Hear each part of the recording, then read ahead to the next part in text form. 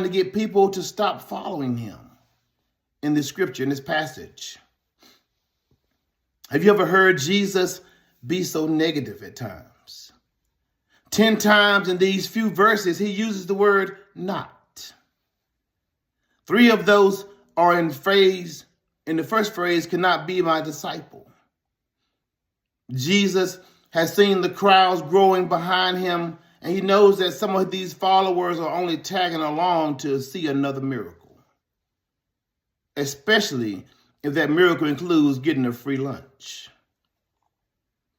Some of them are following only because they've been caught up in the mob mentality that has begun to develop around Jesus and his disciples.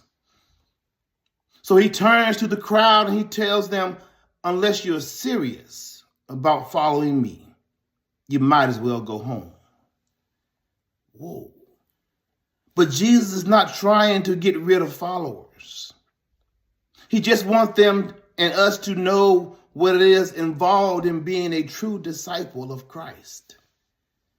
And that's what we need to learn today, even as we call ourselves disciples of Christ, but are we willing to make that sacrifice and take up our cross? We need to know that we're getting into when we say we want to follow Jesus because the cost is high. And people will ridicule you and they will talk about you and they will scorn you because you have set a standard in your life to follow Christ. Whoever wants to be my disciple must deny themselves and take up their cross and follow me. Many people interpret the cross to be taken up by some burden they must carry in their lives.